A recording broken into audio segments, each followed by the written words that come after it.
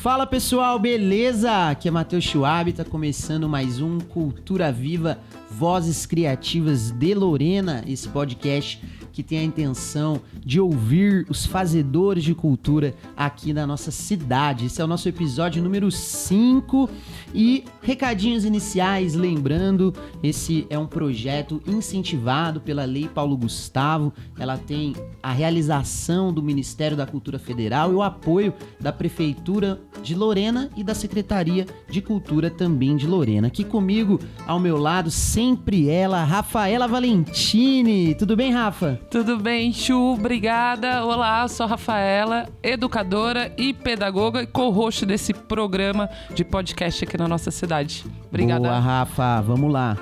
Olha, sem enrolação, já fala pro pessoal aí quem que é o nosso primeiro convidado. Claro que sim. Estou aqui com Caio de Andrade, dramaturgo, diretor e produtor. Nasceu em Lorena, estudou jornalismo no Rio, trabalhou na TV Manchete e adaptou Chiquititas em Buenos Aires.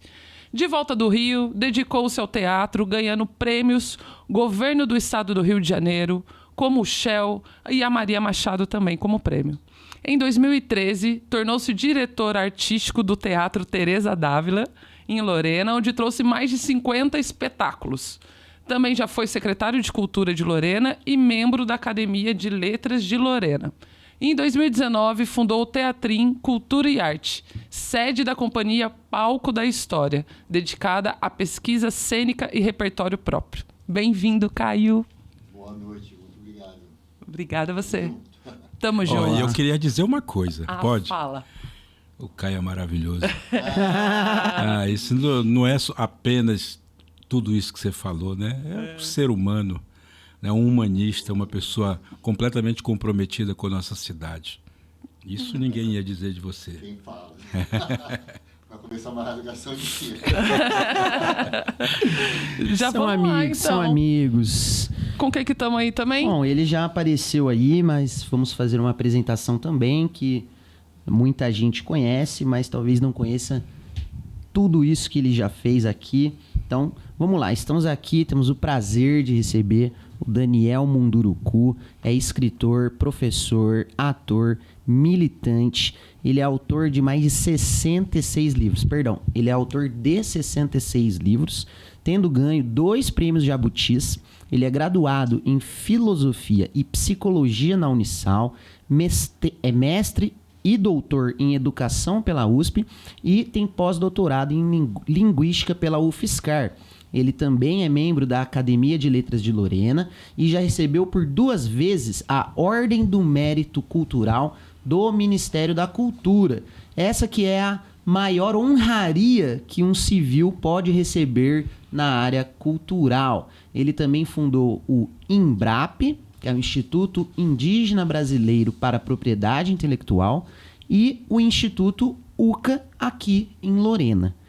Prazer, Daniel, obrigado por você estar aqui, satisfação. A honra é minha, queria agradecer muitíssimo o convite, a oportunidade de conversar com vocês, junto com esse meu querido amigo Caio de Andrade. É uma honra, enfim, vai ser um papo muito agradável. Vamos lá, então, a gente quis apresentar aí o currículo deles, que é extenso e daria pano pra gente falar aí 2, 3, 4 horas, mas a história deles já é muito consolidada e tá por aí também, vocês sempre também disponíveis aí para quem quiser conversar. Mas o papo hoje é a gente direcionar um pouco mais, a gente focar um pouco mais num assunto que, né, muitas vezes até não tem muita oportunidade de falar, que são os espaços físicos culturais de vocês, os espaços que vocês são aí as pessoas que tocam. São eles o Teatrim, do Caio, e o Instituto UCA, do Daniel, que também tem o Ecos e outras coisas. Então eu queria começar aí com vocês, qualquer um dos dois, falando um pouco sobre o que são esses espaços, aonde fica, o que acontece por lá, e a gente parte daí. Vai lá, Caio. Vou eu, então? Vai lá, Caio. Então, vamos lá. O Teatrim, na verdade, é um sonho, né? Sempre foi um sonho, sempre tive... quando eu fui para o Rio de Janeiro para fazer teatro, na verdade, mas eu não sabia muito bem como começar a fazer teatro. porque eu era muito jovem, não tinha informação ainda sobre como se formatava a questão teatral, fazer teatral, né? Eu não sabia muito a diferença entre produtor, assistente de produção, que era, né, enfim, todo esse universo. O teatro é muito complexo. Aparentemente, você vê aquele espetáculo ali, acha tudo lindo, e detecta ali que tem um trabalho do ator, um trabalho do diretor, no máximo do cenógrafo, do figurinista, mas é muito mais do que isso, né? Montar um espetáculo, produzir um espetáculo é muito mais do que isso. Então, no início da minha chegada no Rio de Janeiro, eu fui para o Rio com 18 anos, eu fiquei meio sem saber por onde começar exatamente a minha carreira teatral, que eu sabia que eu queria fazer, que é o que me instigava, né? Mas aí eu também sempre gostei de escrever muito. Aí, por conta disso, eu prestei o vestibular para jornalismo, como, na verdade, era a minha segunda opção, mas eu entrei no primeiro vestibular e resolvi cursar. Até para entender durante esse processo da faculdade, porque eu estava mudando de cidade, eu estava começando a ter uma vida nova, numa cidade imensa, né? Saindo de Lorena. E foi maravilhoso, porque eu fiz na faculdade eu descobri uma série de caminhos que me levaram ao teatro, né? Várias pessoas que cursavam curso, faziam comunicação comigo, também tinham alguma experiência com teatro. E eu acabei no Tablado, que é uma escola muito importante no Rio, até hoje da Maria Clara Machado, que chegou a ser minha professora. Durante um ano tive aula com a Clara, e foi onde eu descobri mesmo o que eu queria fazer, que na verdade eu não queria atuar, eu queria escrever para teatro. Eu era um dramaturgo e nem isso eu sabia que eu era, entendeu? Porque eu comecei um trabalho como ator, né, no Tablado, onde eu fiquei por 2 anos, quase 3 anos, e aí eu descobri lá que o que eu queria era escrever. Aí, logo depois, por uma questão da vida mesmo, eu fui levado para a TV Manchete, porque um dos professores meus da universidade, a Manchete estava acabando de abrir, e eu acabei indo para a convite dele para ser um estagiário. Meu primeiro programa foi ser assistente de produção da Xuxa. Trabalhei no programa da Xuxa 2 anos, alguma coisa. Da hora. Que foi maravilhoso, aprendi um monte de coisa. Né? E foi maravilhoso. Quando a Xuxa foi para a Globo, obviamente, aí eu não fui, porque aconteceu uma coisa muito bacana na Manchete, porque abria o departamento de teledramaturgia lá, que não existia ainda. Aí, entre acompanhar, né, a ida da equipe, que eu poderia ter ido, inclusive, para a Globo, eu preferi ficar na Manchete e começar a trabalhar com dramaturgia. Porque eu já trabalhava com teatro, né, fora da Manchete, no Tablado e fazendo outras coisas. E aí eu comecei, então, a fazer... A maneira que eu me encontrei para entrar na dramaturgia foi escrever as cenas de merchandising, que era as pessoas odiavam, né?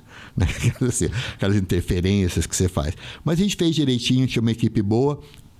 Comecei a participar, então, do departamento de merchandising, que é um departamento entre o comercial e entre a produção artística, o né? entretenimento. E foi a minha entrada ali. Depois eu comecei a fazer outras coisas, fui assistente do Benedito Barbosa no Pantanal, fui assistente de outros autores importantes durante a minha estadia lá, participei de 8 novelas lá.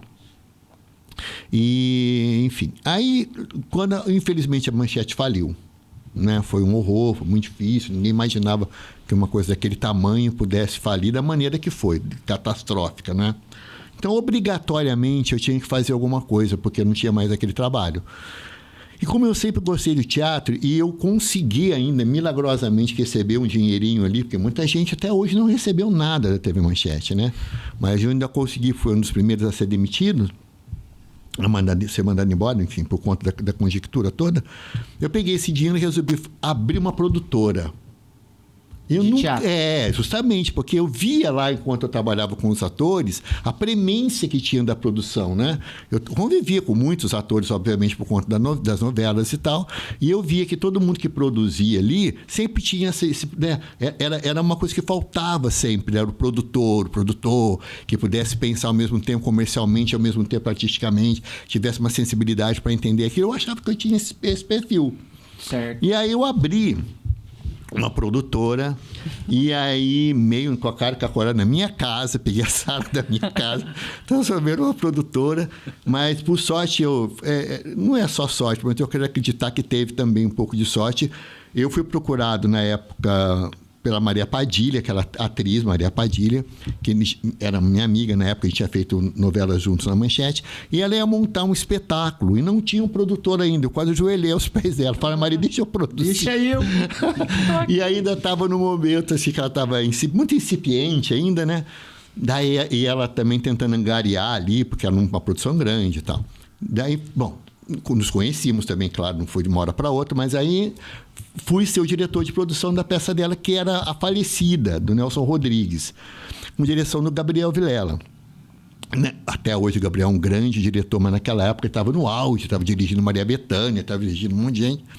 E aí aconteceu que, por conta de uma série de questões do momento ali do país, né, a Shell tirou o patrocínio, o único patrocínio que ela tinha. E aí foi um desespero, como é que ia fazer, enfim. Então eu lembro que isso nos aproximou muito, entendeu? Assim, a Falecida tinha um dinheiro ganho pela Shell, certo, e por uma série de questões que não vale a pena entrar no mérito agora, bem antes.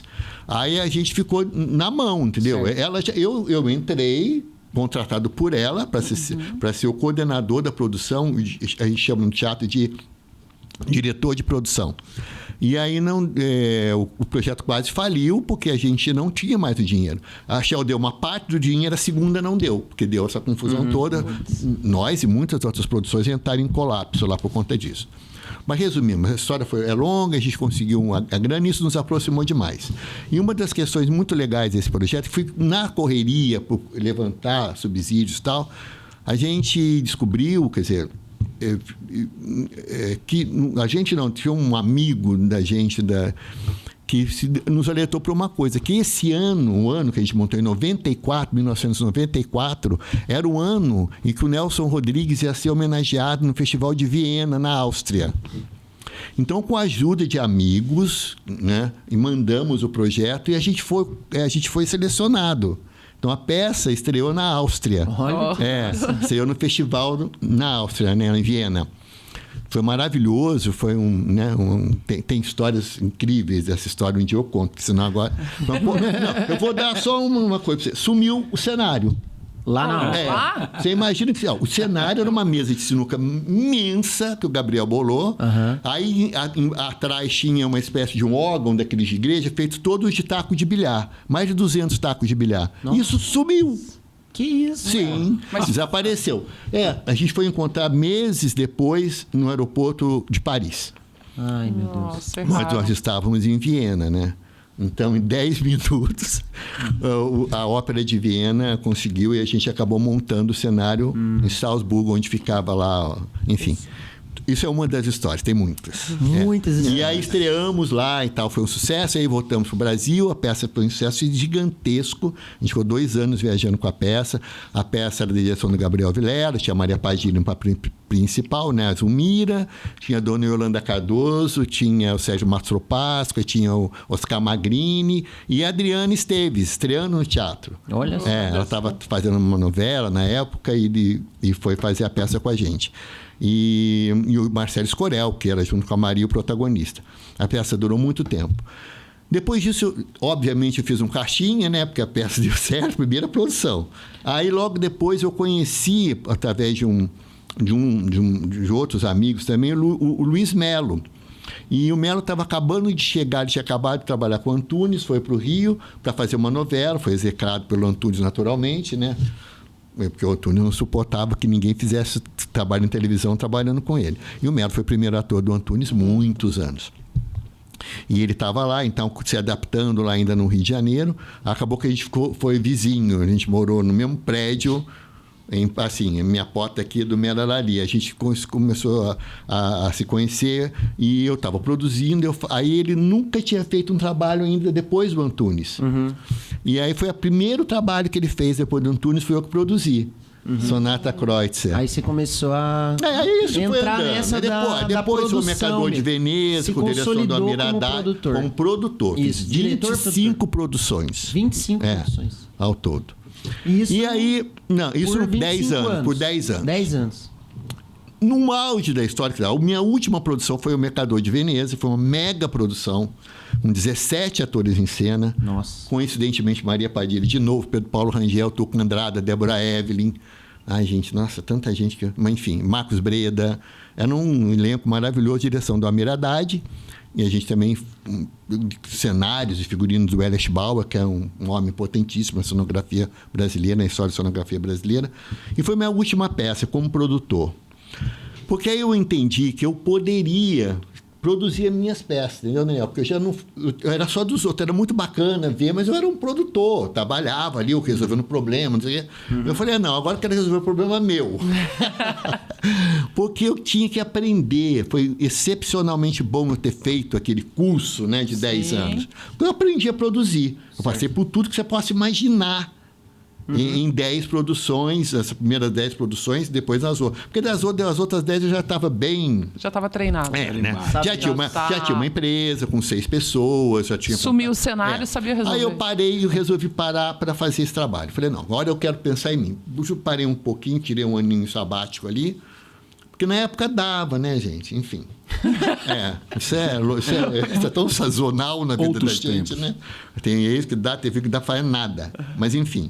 Aí eu peguei e parei. Aí aconteceu o seguinte, nesse momento, o Centro Cultural Banco do Brasil estava precisando, eles estavam querendo fazer um projeto de formação de plateia no teatro. Eles tinham já uma programação maravilhosa dirigida a estudantes para a parte de artes plásticas, né? As visitas que as crianças iam naquelas mega exposições que tinham lá e tal, mas não tinham ninguém ainda na área de teatro. E eu tinha feito muitas produções no CCBB, dessas que eu produzi, né? Muita coisa foi lá. Por exemplo, a gente trouxe a primeira peça do François Coutesse para o Brasil. Os direitos foram comprados na França, a gente trouxe o Roberto Sucot. Foi a primeira vez que o Coutesse foi montado no Brasil. Aí a gente fez um evento chamado Manifestação Coutesse, com Sábato Magaldi, trouxemos o irmão do Coutesse de Paris e vários outros intelectuais. Assim, tudo isso foi dando um peso para a minha empresa e para o meu trabalho, né? E aí eu me apresentei. E na época o Reinaldo, que era o... Renato Benjamin, que era o diretor-geral do CCBB, ele me conhecia como produtor. Quando eu falei para ele que eu queria fazer, estava me apresentando para fazer um projeto como autor, ele falou, mas você não vai produzir? Eu falei, não, vou escrever. Eu falei, você escreve para teatro? E aí foi um espanto, né? Eu falei, escrevo, já tenho uma carreira que está caminhando ainda, não dou mais atenção por conta da produção. Resumo, eles confiaram em mim, eu fiz então o projeto História em Cena. Esse projeto... a ideia era fazer peças para adolescentes, contando... Estava terminando o milênio, terminando o século, né? Então, a gente falou, vamos recontar um pouco da história do Brasil a partir da virada do século. Então, planejei e montamos 3 peças, ao longo de 3 anos e meio que durou o projeto lá. Caramba. O primeiro era uma peça sobre a mudança do Império para a República, que chamava Mandarim do Imperador. A segunda sobre a migração árabe judaica no Rio, que chamava A Rua da Fortuna, falando da Rua da Alfândega, né? Boa. E a terceira, o Jeca Voador e a Corte Celeste, a gente vai remontar agora aqui no Teatrinho. Aí sim! Essa peça foi muito maravilhosa. E aí foi muito bacana, porque fiquei 3 anos e meio, milhares de estudantes foram ver a peça. Foi muito bacana. Aí aconteceu um presente totalmente inesperado, porque no último ano do projeto lá, eu nem sabia que era o último ano, acabou sendo por outras questões, né, que vinham depois. Mas no terceira peça, que era o Jeca Voador, estava tendo coincidentemente lá um projeto que acontece bienalmente no CCBB, que é o Fórum Shakespeare, que vários grandes personalidades da Royal Shakespeare Company vêm ao Brasil para trabalhar com os atores. Veio Bridget Bennett, veio Cecil Berry, enfim, grandes nomes, né? Da Royal Shakespeare. E aí eu tô vendo um dia lá que a peça a gente apresentava todo santo dia. Olha que loucura. Que Nossa. isso? 10 da manhã, 3 da tarde, 10 da manhã, 3 da tarde, 10 da manhã, 3 da tarde. 3 anos e meio. Na verdade, é o seguinte. Não, tinha umas férias ali. Não, óbvio, né? Sim, mas assim, não, o primeiro ano foi uma peça, segundo ano foi a peça, terceiro foi o Jeca, né? Não, sim. Bom, no Jeca começou a aparecer uns ingleses lá vendo a peça. Falei, o que esse povo tá vindo aqui, né? Aí cada hora eu olhava, tinha um lá. Bom, resumo da ópera, assim, só para terminar. Eles ficaram muito espantados com esse tanto de crianças que apareciam lá todo dia. foram perguntar para a direção o que era aquilo. E aí eles falaram, é um projeto do Caio, que chama História em Cena, que conta um pouco da história do Brasil para as crianças e tal. Bom, resumo da ópera, essas visitas, eles ficaram tão entusiasmados com o projeto que me chamaram para perguntar e explicar. E eu ganhei uma bolsa, eu fui para a Inglaterra estudar teatro e educação. Que massa. Não sabia, sim. Trabalhei um tempo. Quer dizer, eu visitava o projeto educativo da Royal Court, do National Theatre e da Royal Shakespeare. Né? Fui para Stratford-upon-Avon para trabalhar com eles. Aí lá eu tinha a Head of Education de lá, que era a Wendy Greenhill, que foi a minha patrona. Então a gente visitava alguns lugares lá, ia para conhecer o projeto educativo. Caio, mas aí nessa daí você era o produtor também? Ou o produtor nunca mais eu deixei de ser, filho. Entendi. Isso é uma praga. Não é? Não, você aprende a produzir, você não confia mais em ninguém. Você não tem uma estimativa assim de quantas crianças viram esse produto? Olha, no CCBB né? Tem, mas é muita gente. Muito mesmo. Muito. Bom, aí aconteceu que depois desse projeto todo, quando eu voltei da Inglaterra, eu fui lá trabalhar com eles e tal, porque eu também, obviamente, como contrapartida, eu tinha que levar o conhecimento que eu tinha para os professores, para o pessoal do Departamento Educativo do CCBB. Nessa história, aconteceu um problema que eu não me lembro qual é, não vou nem me atrever aqui, mas que teve uma desmontagem lá no CCBB, mudou a direção toda e tal. E aí resolveram dar um tempo do projeto. Por nada, assim, durou uns 6 meses depois. Foi quando eu parei, né? Porque aí, novamente, teve um outro break, assim, né? As coisas... Eu não paro nunca, as coisas que param. E aí foi quando eu, coincidentemente, fui chamado para voltar à televisão. Nunca mais tinha feito televisão na minha vida. Aí um amigo meu, Roberto, que tinha trabalhado comigo na TV Manchete, era nessa altura do campeonato uma pessoa do SBT, né, que produzia, aí sim, Chiquititas, a novela lá em Buenos Aires. Eu não sabia o que era, sinceramente não sabia. Quando eu voltei lá de Londres, eu fiquei um pouco meio assim. Aí eles precisavam. Aí foi quando eu fui para Buenos Aires, porque eu também estava meio duro, precisava trabalhar. Claro, fiquei um tempo sem trabalhar, o projeto acabou, né? Sim. Aí ele falou, eu não tinha ideia do que era. Aí o que aconteceu foi que foram 4 temporadas a Chiquititas lá em Buenos Aires, né? E a primeira temporada uma senhora escreveu, e depois ela não pôde continuar, problema de saúde, foi quando eu entrei. E aí eu fiquei as 3 últimas temporadas lá. Fiquei lá morando lá por 3 anos e 8 meses, em Buenos Aires. Foi maravilhoso, porque eu convivi com atores ótimos. A grande maioria deles todos estão aí hoje, né? A Débora, que trabalhou com o Daniel da novela, foi uma das pessoas que estavam lá. A Débora Falabella. Nossa, é muito fã, anos 90. Várias pessoas. Que nasceu nos anos 90. Enfim, aí foi uma loucura. Eu não sabia o que era aquilo. Enfim. Não sabia, eu fiquei lá um tempão quando eu voltei para o Brasil, a primeira vez que tinha que ir na Hebe Camargo, fazer entrevista na Hebe, que todo ano ia na Hebe, né? Quando as Chiquititas, Aí foi quando eu vi. A gente sentei. É mesmo? Não deu a menor bola para mim, porque tava criançada lá, né? Não, o autor, tinha que ir. Né? Mas enfim, quando eu cheguei no aeroporto, eu vi aquela gentalada, falei para Flavinha e para Fernanda Souza. Né? Falei, gente, deve ter um time de futebol aí. Aí a Flávia, não, é novela. Falei, que novela? Porque eles falavam, mas não podia imaginar. Eu saí do ninguém sabia quem eu era, graças a Deus, né? Porque quem sabe que é o autor? Ninguém, né?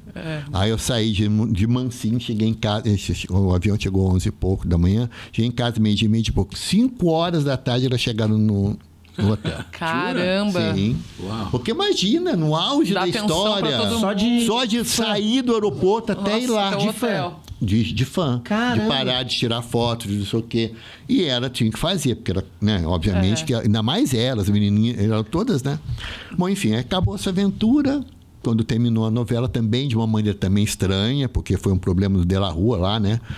Teve um problema grave na Argentina financeiro, foi o que quebrou o contrato entre o SBT e a Telefé.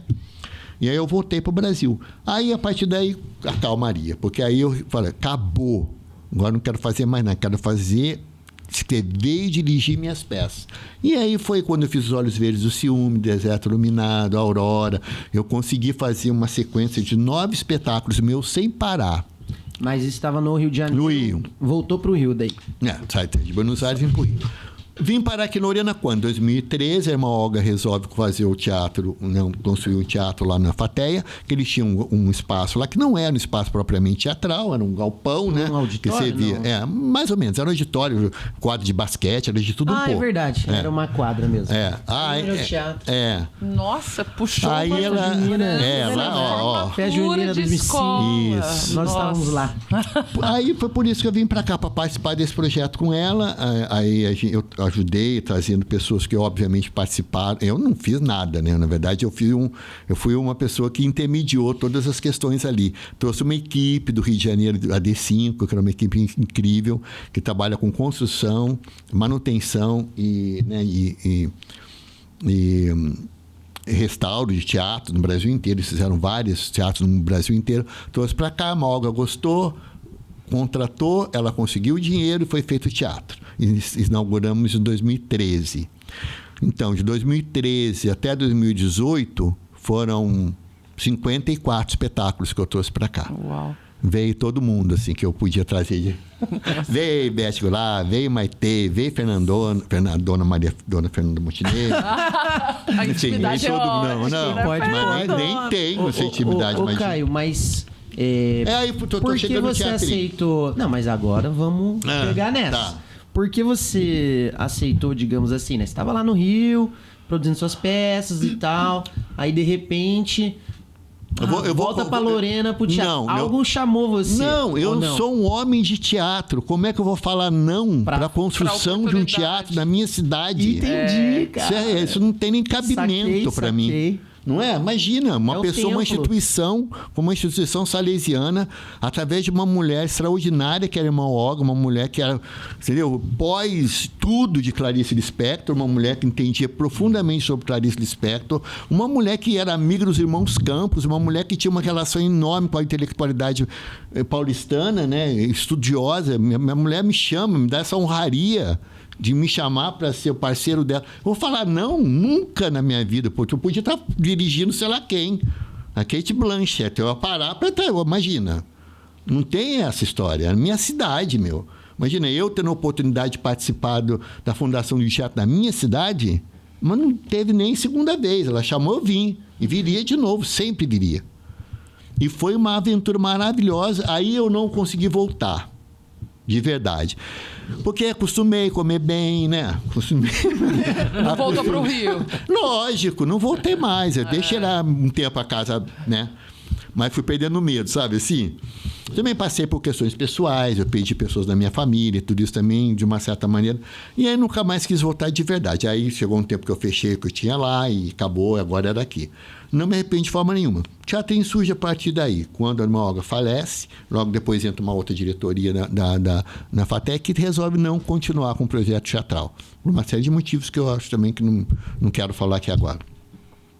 E aí eu não tinha saída. Eu faço o quê agora, né? Fiquei desesperado, falando de verdade. Porque, gente, pra mim, a minha vida estava ali. Né? Assim, eu acho que eu ia aposentar ali, literalmente, sem qualquer demagogia, entendeu? Assim, eu estou dentro de uma instituição, não é? Eu estou trazendo meus amigos aqui, as pessoas adoravam vir para a Lorena, adoravam. Vários atores vieram 2, 3 vezes para cá nesse período de 7 anos. O teatro ficou conhecido como um teatro bacana para você parar, né? A pessoa estava vindo em São Paulo, vindo do Rio. Passava o cenário aqui na porta, na Dutra, a 5 quarteirões do teatro. Né? Era hiperviável parar aqui. E outra coisa também, a gente estava num momento muito feliz da cidade, Daniel também deve ter vivido isso, né? Em que a gente tinha os cafés todos, tinha o Café do Malebo, tinha a Moga, tinha um monte de gente que ajudava, que participava, né? Como o hotel, né? A gente sempre contou com a parceria do Dom Apache Hotel. Enfim, não vou citar aqui porque eu vou esquecer alguém, morro de medo. Mas na época era um casting, assim, era um grupo de empresas que era maravilhoso.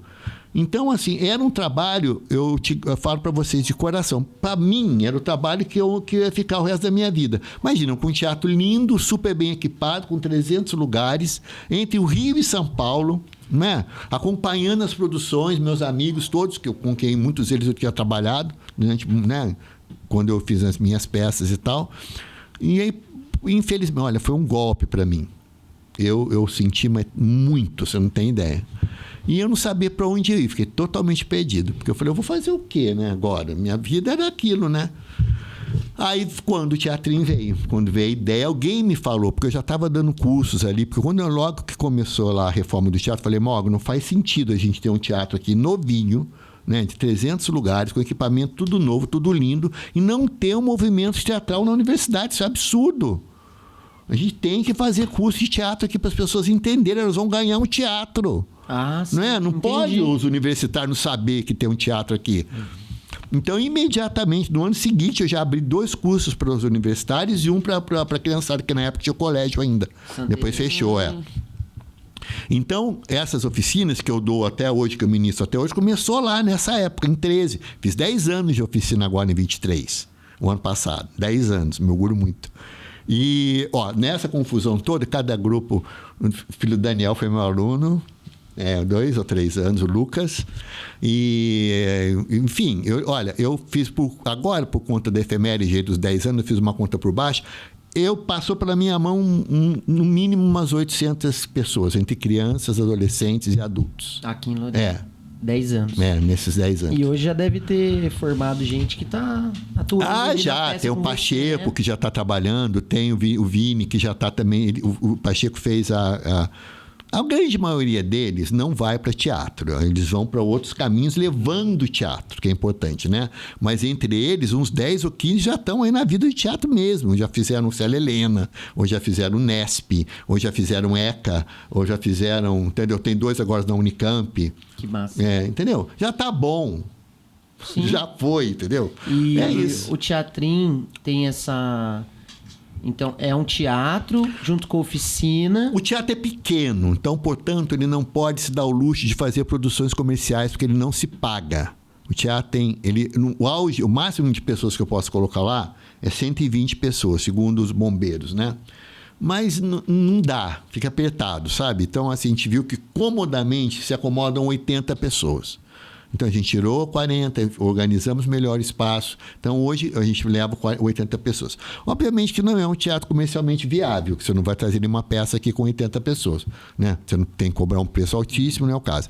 Então, o que aconteceu com o espaço? Qual é, digamos assim, a vocação daquele espaço? É formar pessoas, né? Então, por isso, eu aumentei o número de oficinas. Hoje, a gente tem uma oficina para jovem, né? Para adolescente de 10 a 17 anos, uma oficina para adultos. A gente tem vários núcleos de dramaturgia, né? Um deles é o grupo que estuda Shakespeare, que a gente se encontra toda segunda-feira, em que a gente estuda, trabalha a obra de Shakespeare com muita tranquilidade, entendeu? Não tem nenhum interesse maior na verdade, conhecer a obra shakespeariana, que é uma maravilha, que eu tenho a honra também de ter a Tânia lá comigo, o esposo do Daniel, que é um grupo delicioso, pessoas que se interessam, sabe? Professores, é muito bom.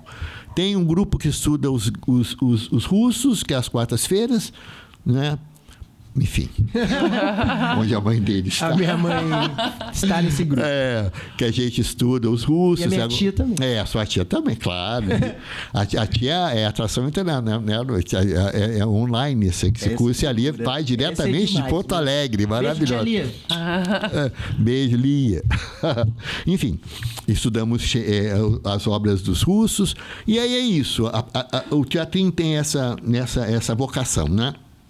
E, além disso, promover encontros, abrir espaço para, para eventualmente lançamento de livros, né? A própria Mog já fez um lançamento lá, e outras atividades ligadas a essa área da cultura, obviamente. E como todo ano a gente, obviamente, as oficinas de atuação, elas resultam numa montagem, né? Porque assim, a pessoa ficou o ano inteiro. Entendi. O curso dura um ano, né? Começa em fevereiro, termina em novembro. E aí a gente termina com a montagem do espetáculo. Então, todo final de ano a gente tem 2 ou 3 espetáculos sendo montados lá, que fica em cartaz, em janeiro. Isso é bem legal, assim, sabe? Agora, assim, e obviamente é muito novinho. A gente acabou de fazer 5 anos esse ano. Teve a pandemia. Então, é um espaço de teatro. Sim, é um que teatro. Tem um teatro. É um teatro, mas não é um teatro com essa vocação comercial, porque Não, tem 80 lugares nada ali. contra, não tem absolutamente. Adoraria ter um. Adoraria. O problema é esse. Pode até ser. Não tem nenhum em preconceito contra nada comercial. Pelo contrário, assim, seria muito bom ter um espaço para levar mais gente, poder, né? Saquei. É porque é claro que isso limita muita coisa, né? Eu tenho agora, por exemplo, uma sócia que é uma querida amiga, Ana Beatriz Mesquita, que veio trazer um novo movimento para o teatro, que é um movimento ligado à questão estudantil. Né? Porque o projeto História em Cena, aquele que nasceu em 94 lá no CCBB, está de novo aqui agora. Sim. E a Ana é a pessoa que cuida dessa parte pedagógica do teatro, entendeu? Ela foi durante 30 e tantos anos professora do Colégio Bandeirantes, lá de São Paulo, um colégio, né, muito importante lá. Ela trabalhou muitos anos lá como professora, então ela tem uma didática, uma maneira de mexer com essas questões ligadas à pedagogia muito mais, infinitamente melhor do que eu. Então ela faz isso. Ela vem agora trazendo escolas, reavivando esse contato, né, via o projeto História em Cena. Então, por exemplo, nós estamos em cartaz agora com um espetáculo que chama Tripartida, que é um espetáculo que fala do encontro de 3 autores negros que moraram no Rio simultaneamente. Lima Barreto, Machado de Assis e João do Rio. E durante 27 anos eles moraram na mesma cidade, praticamente não tinham comunicação nenhuma entre eles, porque cada um tinha uma realidade, naquela realidade da época, né? Machado de Assis já era um homem importantíssimo, já era o fundador da Academia de Letras, era o mais velho deles todos, tinha alguma coisa perto de 60 anos. Ele morre em 1908. E depois, do outro lado extremo, você tem o Lima Barreto, que é um ativista, um cara, né, que luta pela questão da colocação do homem negro pós, né, que foi um desastre, né, depois da abolição, porque não tinha planejamento nenhum para acolher aquelas pessoas todas ali. Então, é um horror. As pessoas até suicídio tinham, porque as pessoas não tinham preparo nenhum para receber aquela população que estava chegando ali, liberta daquela forma, escandalosamente, sem nenhum planejamento, né? E o Lima Barreto vira o arauto dessa luta, sabe? E então totalmente diferente. E o João do Rio, que era um excepcional jornalista, patrono do jornalismo brasileiro, um homem que trouxe para cá a reportagem, que trouxe para cá a entrevista, que não existia, o que se fazia no Brasil era um jornalismo de gabinete, né? Ele que trouxe essa inovação no jornalismo e tal. E era um homem meio waidiano, assim. Na verdade, ele foi o grande tradutor do Oscar Wilde no Brasil. Então, era um homem que tinha esse glamour e tal. E era uma pessoa improvável, porque ele era gordo, negro e gay. Imagino que é isso naquela época. Uhum. E então, esses 3 grandes homens da literatura, foram importantíssimos para a produção do Rio de Janeiro pós... pós a reforma do Pereira Passos, naquela, né, entre de 1902 a 1905, o Rio de Janeiro muda completamente, vira, né, uma Paris tropical, com todas as benesses e todas as loucuras que foi essa reforma, que também foi um horror por outro lado, né, porque acabou com o Rio colonial, foi um horror também. Tem um lado, obviamente, que inegavelmente, né, o Rio ficou uma cidade mais salubre, mais bacana, mas por outro lado também perdeu-se muito. E eles foram os cronistas dessa época. Então, o Tripartida fala disso. A gente junta os 3, eu escolhi 2 contos, um do Machado e um do Lima Barreto, e uma crônica do João do Rio. E aí a gente conta essas 3 historinhas e depois a gente fala dessa conjuntura, né? E fala dessa questão da negritude, da produção negra no Brasil nesse momento. Para a criançada, eles adoram, está sendo muito legal. Eu já vi essa peça. Acho que eu vi 2 vezes, inclusive. E, nossa, nunca esqueço da última frase da peça. Mas... vá lá no teatro para você saber qual é. Já ia aqui perguntar. É isso, o teatro surgiu dessa história. Agora, pronto, vamos voltar Daniel aqui vai falar mais pra gente entender também algumas coisas do teatrinho, porque eu acho que até depois passar o endereço certinho. Mas você fez uma conexão, né, do teatro educação como forma de educar. E você, Daniel, é professor, tem muita ligação com a área da educação, mestrado, doutorado, atua nessa área. E aí eu queria saber de você um pouco da sua história também, agora que a gente ouviu a do Caio, né? Por que educar? Por que fazer o que você faz como um militante, como um cara aí que dissemina a sua ideia para o mundo. E como isso chegou no Instituto UCA também. Legal. Queria dizer que é sempre um prazer, né, ouvir o Caio, porque ele é um furacão. Né? É uma Não, porque pessoa tem que falar rápido aqui. Que produziu muita coisa, que fez muita coisa, fez um movimento bonito e faz esse movimento também. Olha, aqui, eu não vou Lorena. nem é para puxar saco, mas eu vou falar uma coisa, eu vou falar, tem que falar também. Do Daniel, que é incrível assim para mim. A minha vida inteira eu soube que ele fez isso. Não é lindo isso? Porque a gente vê ele colhendo os frutos todos que ele está colhendo hoje, né? Que é uma personalidade importante para nós da cidade, né?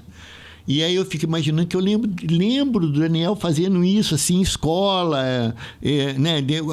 Então é incrível, assim. Isso é uma coisa que eu presto muita atenção nas pessoas, sabe? E que faz de mim, faz com que eu comece a ter um respeito por elas. Essa longevidade, sabe, no que pensa, no que acredita, é como se dia a dia essas questões fossem cada vez mais prementes, mais importantes, e algum dia acontece isso que aconteceu com ele, né? Quer dizer, quantas pessoas hoje, através dos livros que ele escreveu, quantas pessoas através de todas as ações que ele vem fazendo também, passaram a falar disso. Então, por exemplo, quando as pessoas falam, eu sempre falo disso, mas sempre. A gente tem muitos amigos em comuns, né? Porque, na verdade, ele nem sabe disso. Porque quando ele estava lá fazendo a novela, obviamente, muita gente que eu conheci lá há muito tempo atrás acabou encontrando com ele, a Inês, várias pessoas, né? Enfim, aí as pessoas comentam, quando descobriram que era de Lorena, aí ficou eu lá, falei, daqui mesmo, é o vizinho, né? Você conhece? É. Mas é de Lorena. Aí, não, mas eu falando isso, a pessoa nem imagina quanto tempo tem isso, né? É porque, de uma certa forma, graças a Deus, essa questão agora de falar sobre as questões indígenas veio forte, né? Como outras questões também, né? Graças a Deus, né? Então, aí você fica imaginando assim, falei, gente, a pessoa não tem noção, né? Quanto tempo isso começou, né? Imagina. Eu lembro, vira e mexe, eu vim para a Lorena, que estava o Daniel dando aula ali, estava dando curso, não sei aonde. A Ana, minha sócia, lembra dele. Todo mundo lembra do Daniel em algum lugar. Aí a Ana falou, não, ele foi lá no hotel, que a Ana, a família da Ana é proprietária de um hotel em Guará. Não, ele vivia lá no hotel dando curso, falando com as pessoas. E aí, não, o Daniel também deu aula, não sei aonde. Eu falei, quer dizer, a pessoa tem um background, que não é esse background, né? É de fazer, de estar junto de verdade. É uma questão que agora está na moda, né? É moda, vamos combinar. Sim, tomara que nunca mais saia da moda, mas veio a coter de muita coisa. E às vezes entra na moda por nossa causa. Não tenha dúvida, não tenha a menor dúvida disso. A gente acaba sendo o fio condutor da coisa. Não tenha dúvida. E isso que eu acho que essa, Daniel, para mim, de todas as suas qualidades, assim, que são muitas, né? Para mim é que mais me emociona. A autenticidade do teu trabalho, sabe? Eu lembro muito novo, aí você já estava trabalhando nisso, era incrível. Né? Algumas pessoas têm isso, né? Independente de ser a questão artística, né? Eu tenho algumas pessoas na cidade que eu admiro por isso, que eu lembro que muito novinha aquela pessoa estava ali naquela causa, independente de ser artisticamente falando. Já sabia, falando. né? E a coisa vai se reiterando. Aí quando o cara fala com a desenvoltura que ele fala, escreve os livros, não entende por quê. Né? Nasceu assim, né? Não nasceu assim, né? Mas enfim, só um preâmbulo que eu acho importante falar, porque a mim inspirou muitíssimo. Porque fica sempre a esperança que quando você é tenaz, né? Quando você tem uma coisa que é verdadeira e você encontra caminho, porque muita gente às vezes até não encontra, né? Até é verdadeiro, até tem um propósito, mas não tem meios, né? A gente sabe disso, que muita gente morre no caminho porque não tem meios, não é porque não quer, não, né?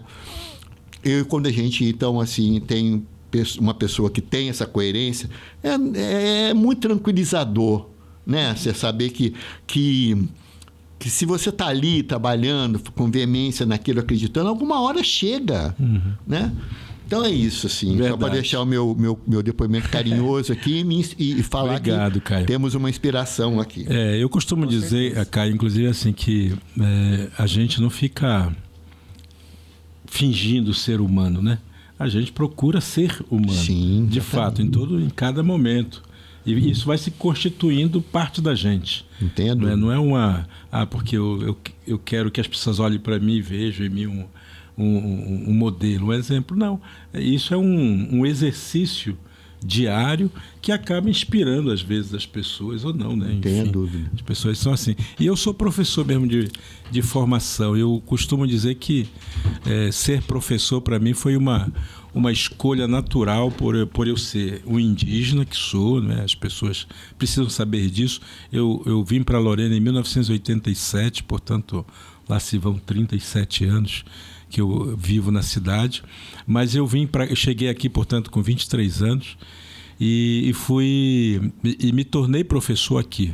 Eu vim professor, mas eu me qualifiquei mais e melhor aqui em Lorena, na Salesiana.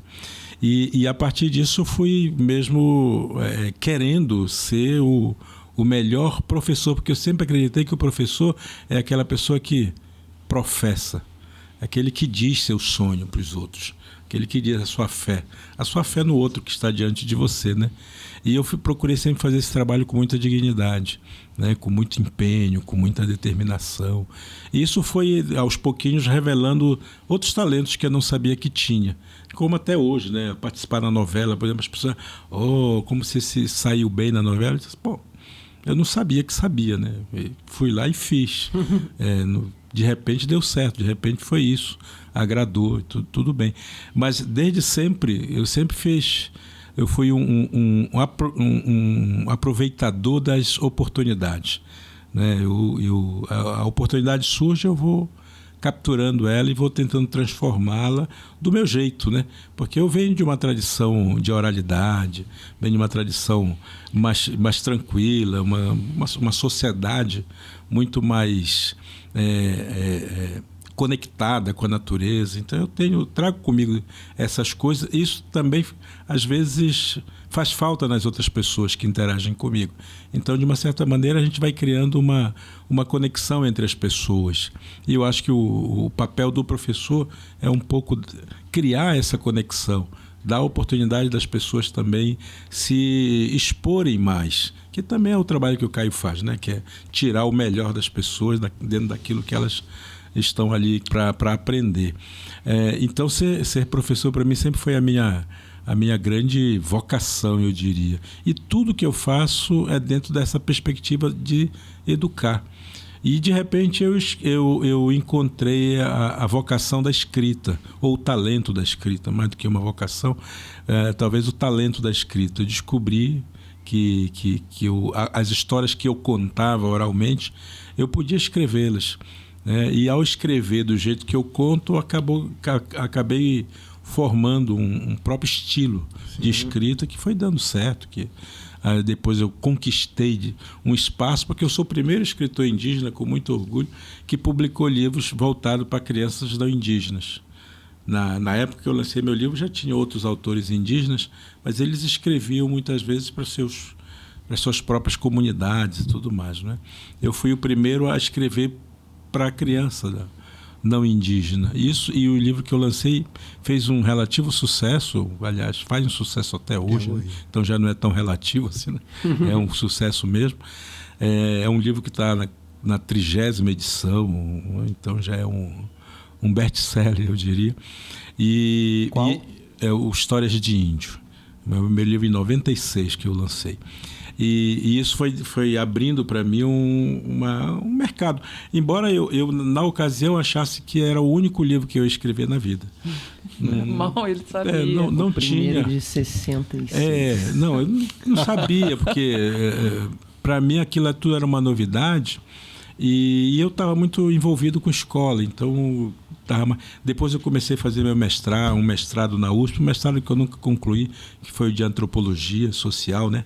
Foi a primeira entrada, meu primeiro ingresso na USP.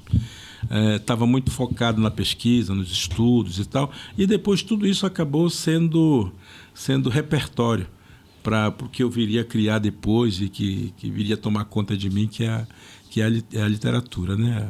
E é porque eu também aprendi que a literatura era um instrumento para educar, para ensinar, né? Eu pensei na literatura como uma ferramenta, na verdade, de formar pessoas, de informar as pessoas, tirar delas, extrair dela o preconceito que o sistema hegemônico sempre sempre colocou nas pessoas. Né? Todo mundo na sociedade brasileira aprende a chamar a população indígena de uma forma equivocada, aprende a pensar o indígena como um ser, um extraterrestre, sabe? Alguém que está fora da realidade e tudo mais.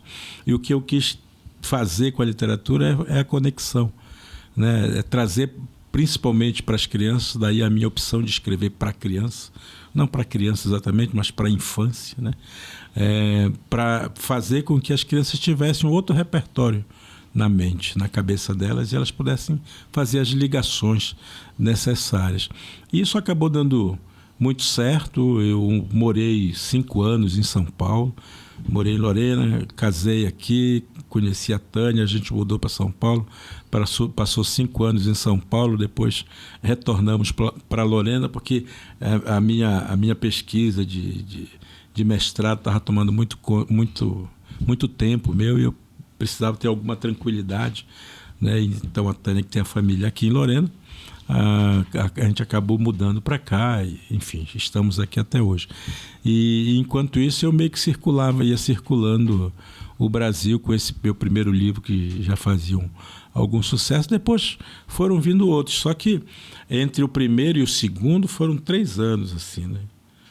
E por isso eu achava mesmo que eu nunca mais ia lançar nenhum livro na vida, porque aquele era o suficiente, e talvez eu até estivesse satisfeito, porque dizem que precisa plantar uma árvore, escrever um livro e ter filho, né? Ter filho. Então, eu tenho filho ainda.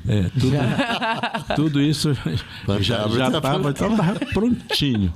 Já podia morrer. Não podia. E meu primeiro livro foi ele que editou, sabe? Enfim, aí foram aparecendo os outros livros, eu fui sendo projetado, né? Quando voltei para Lorena, em 97, eu dei aula aqui em Lorena, né? Em 2 escolas. Fiquei em Guará e Lorena dando aula e tal. Mas também eu comecei a viajar muito e não dava certo mais estar em sala de aula. Aí eu abandonei, em 98, abandonei a sala de aula. Abandonei, assim, no sentido de estar lá presente como professor. E comecei a frequentar as salas de aulas do Brasil inteiro como escritor. Sim. Seja com a presença dos meus livros, seja com as visitas que eu fazia regularmente às escolas. Isso eu fiz muito. Hoje eu faço, né? Hoje eu não faço menos. Né, Daniel? Hoje eu faço menos, mas realmente era cada dia numa escola diferente, escola pública, escola particular, em São Paulo, no Rio, tudo quanto é canto, né? E ao mesmo tempo estava estudando, estava terminando meu doutorado, né? Que eu fiz o mestrado e doutorado junto, depois em educação na própria USP, depois fiz um pós-doutorado. Bom, enfim, é um processo que vai acontecendo, né, durante a vida. E nesse caminho aí é que eu comecei a fazer militância. Eu costumo sempre dizer que eu faço militância e não faço ativismo, né? Porque ativismo sempre me dá a impressão de que é as pessoas que levantam as faixas nas avenidas por aí, não é? E não sabe exatamente o porquê está fazendo. Faz porque tem, sei lá, alguma emoção naquele momento, né? Mas o militante não, o militante ele compra a briga, né? O militante ele veste a camisa e sabe o que está falando. É uma ideia mesmo que ele defende, que faz parte dele, assim, efetivamente. É capaz de morrer por aquilo, o militante, né? Entendi. O ativista corre logo. E aí a minha militância, que veio pela literatura, dentro do movimento indígena, eu criei um movimento de literatura indígena dentro do movimento indígena, né, para, inclusive, lembrar para as pessoas que existia o movimento indígena, mas existia também e existe os indígenas em movimento. Né? Existe um movimento político. Bacana. Existe um movimento político de reivindicação, de luta e tudo mais, super bacana, é uma militância, mas existia também, do meu ponto de vista, uma outra militância que a gente precisava fazer, que era de convencer a sociedade brasileira de que a gente está aqui, de que a gente existe, de que a gente tem direito. Não é? Para além de ter o direito à terra, a gente precisa convencer a sociedade brasileira de que o que nós sabemos é importante para a própria sociedade. E a literatura dava muito bem fazer isso. Esse conteúdo dava muito liga com isso tudo. Aí eu fui me dedicando a formar novos autores indígenas. Hoje nós somos mais de 100 autores indígenas, mais de 400 obras já publicadas. As pessoas, mas só isso é pouco, parece, né? Depende muito. Eu não acho não, pô. Não sei que fala quem isso. que acha. Não, mas você pensa, são só 100 autores indígenas numa população de Sim. 200 milhões de pessoas. É quase ok. nada. Entendi. Tá. Sim. Mas é importante que se saiba que o indígena só foi considerado brasileiro em 1988. Antes de 88, o indígena não era considerado brasileiro. Aliás, ele sequer tinha direitos garantidos. Se ele quisesse ser brasileiro, ele tinha que deixar de ser indígena. E aí, se ele quisesse permanecer indígena, ele não poderia receber a cidadania brasileira. Meu Deus. Isso são menos de 40 anos atrás. Nossa. Então, se a gente pensa assim, nesse movimento que foi avançando, é muito rápido tudo que está acontecendo. Sim. Quando a gente olha para a questão, para a temática indígena em geral hoje, os indígenas estão presentes em todas as áreas de conhecimento, de saberes e de artes no Brasil. Agora mesmo, pelo menos 4 autores indígenas foram os curadores de Veneza. Sim, da Bienal. Na Bienal de Veneza. Verdade. Aqui no Brasil tem uma galera que está produzindo coisas belíssimas, reconhecidas no Brasil, fora do Brasil e tal. E isso tudo ficou escondido 500 anos quase. Por quê? Porque a sociedade hegemônica olhava para os indígenas e considerava que os indígenas não tinham nada para ensinar. Né? Quando foi conquistada o direito de mostrar quem nós somos, aí temos uma literatura premiada. Né? Quando a gente fala, o Daniel ganhou 2 jabutis. Isso é de uma importância ímpar. Não porque fui eu que ganhei, tem outro autor também que ganhou. Cristino Apichana, que Sim. também esteve aqui em Lorena várias vezes. Isso é de uma importância muito grande, porque é um reconhecimento da sociedade brasileira de que o que nós produzimos tem qualidade, para além da ideia retrógrada de que ele é índio, sabe? E isso tudo é um ganho assim, fundamental para a gente ir encostando na sociedade brasileira. Eu nunca tinha cada vez mais na literatura como esse lugar que fazia uma mediação, pode ser um lugar que faça uma mediação um pouco mais tranquila entre a sociedade aí, as instituições porque mais muitas vezes, né? Matheus, o que acontece é que a gente está tão acostumado na luta política, na reivindicação e tudo mais, e que muitas vezes gera violência, que a gente não se dá conta que tem outras formas de fazer política e que pode gerar, na verdade, novidades, coisas boas, diferentes, sabe? E eu comprei, digamos assim, esse outro lado da militância. Né? E por isso que falo com muito orgulho dos mais de 100 autores, mais 400 obras que já estão espalhadas em todos os lugares, o reconhecimento dessa população indígena como uma população de fato competente, né? E que isso não desmerece o nosso pertencimento a um povo ancestral, né? A um povo antigo e tal. Pelo contrário, isso valoriza. Só que as pessoas às vezes têm a falsa ideia de que ao estar na televisão, por exemplo, isso nega a minha identidade indígena. Eu deixei de ser indígena porque sou um ator global. Nossa, isso rola muito, cara. Tem um celular, né? Por que a galera fica nessa ideia ainda? Porque é a ideia que foi vendida pra gente, né? Na verdade, assim, a ideia do índio, que essa é a palavra, né, que muito usada, a ideia do índio é a ideia daquele que não tem competência, que mora no passado, que é selvagem, que é atrasado.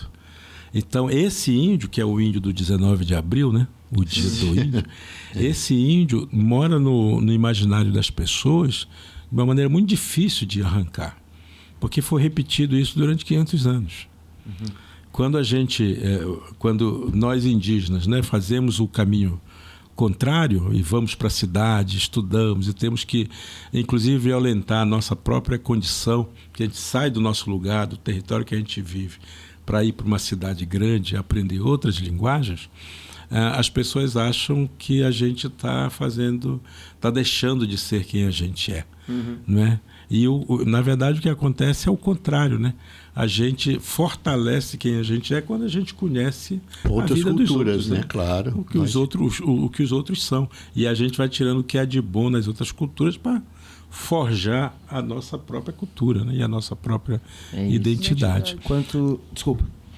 Não, concluindo só, e aí estar em Lorena e ter essa formação, né, ter toda essa preparação, me levou também na necessidade de formar professores para trabalhar. Porque não bastava eu estar em sala de aula falando, esgoelando o tempo inteiro para educar as crianças. Eu precisava ter companheiros, parceiros, né, nessa jornada. E aí criei o Instituto UCA, justamente com a finalidade de formação de professores, para trabalhar a Lei 11.645, que é a lei que obriga professores a trabalhar a temática indígena em sala de aula. Obriga, é uma lei.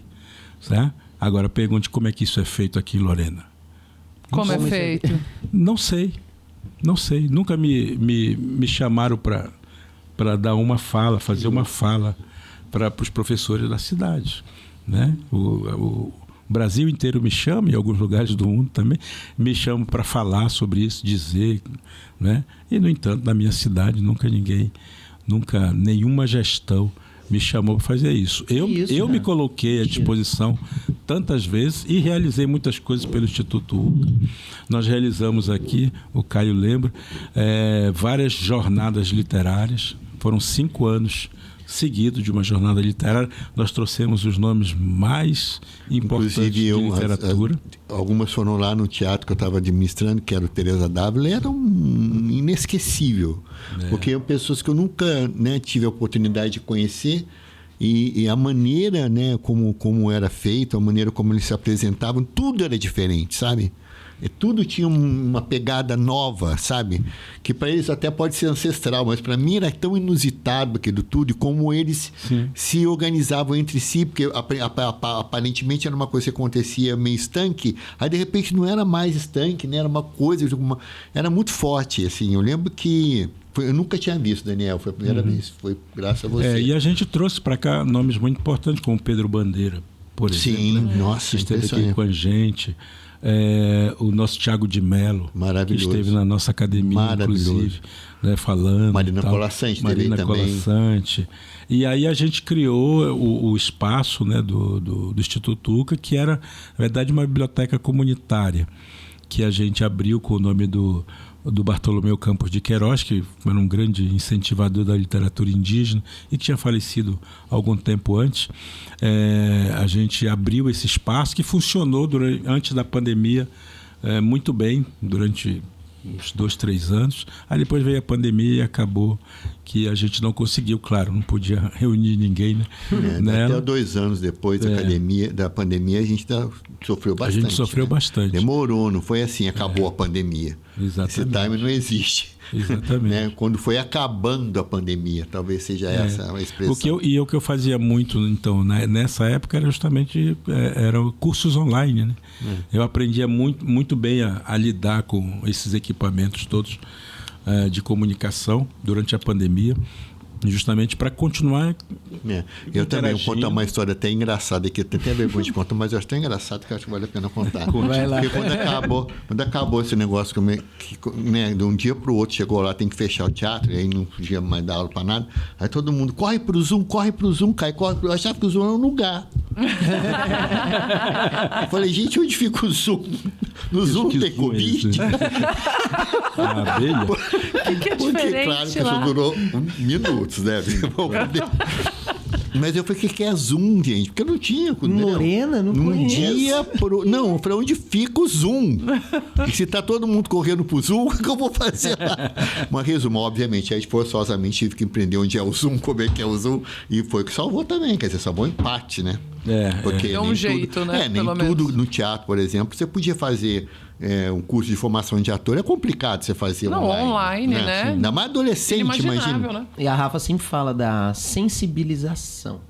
Uhum. Né? O lance de você sensibilizar. Então, vocês estão falando dessa forma de educação não formal ali, institucionalizada na sala de aula, mas pelo teatro e tal. Você também, que tem essa vivência na educação ambiental, né? Vive um pouco isso da não aplicação da lei que obriga na lei, né? a educação ambiental. Mas essa questão do presencial, né? É muito importante para a sensibilização que você sempre fala, para mudar a cabeça das pessoas, para formar público e ator.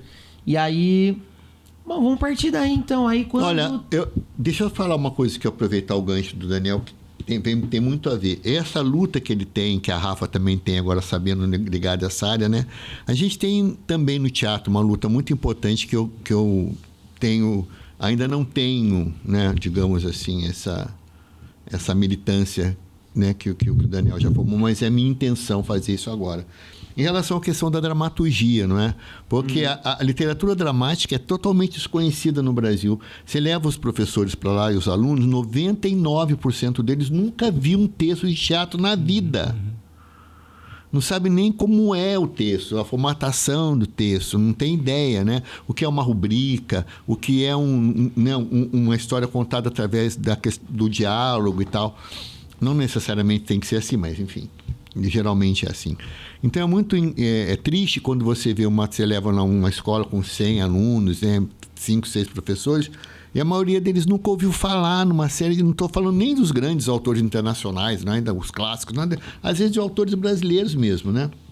Uhum. Então, é uma luta que eu quero empreender agora também, sabe? Assim, divulgar mais a dramaturgia, o texto dramático. As pessoas têm que ler, entender, saber que pode ser um caminho também, né? A pessoa pode, né, ser um grande poeta, ser um grande escritor como o Daniel é, e também ser um dramaturgo.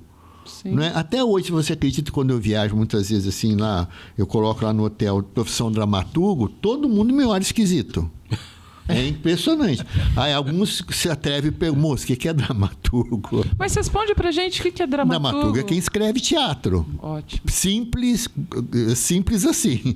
Quem escreve poesia é o poeta, o autor que escreve em prosa, geralmente é chamado de escritor, e dramaturgo é quem escreve teatro, ponto. É que se o teatro é distante da realidade de todo mundo, né? Imagina o dramaturgo, justamente. Não vai saber então, mesmo. Na verdade, assim, quando a pessoa vai ver um espetáculo, ela vê... né? Depois a gente dá um livro... Muitas vezes o livro o primeiro livro que eu escrevi com o Daniel, que tem entre... Vocês lembram? Eu falei as 3 peças lá do CCBB? A Rua da Fortuna, o Jeca Voador. Esse livro foi editado pelo UCA. Lindamente, uma edição linda. E geralmente as pessoas ganham esse livro. A gente dá um para cada biblioteca de escola. Porque eles não têm um livro de dramaturgia na biblioteca. E uma das expertises que eu fui descobrindo comigo também foi essa coisa da edição, né? Porque eu publiquei... Eu tenho são quase 20 editoras que publicam meus livros, né? E aí resolvi também criar a minha própria editora. Legal. Não é? Não para ganhar dinheiro simplesmente, mas às vezes tem algum texto que a gente não quer dar para alguma editora fazer, né? A gente quer ficar mais pertinho da gente, né? Ou a gente quer incentivar amigos que escrevam. No meu caso foi isso, porque eu conversei com ele sobre isso. Falei, Daniel, eu também costumo ir, assim como ele, né?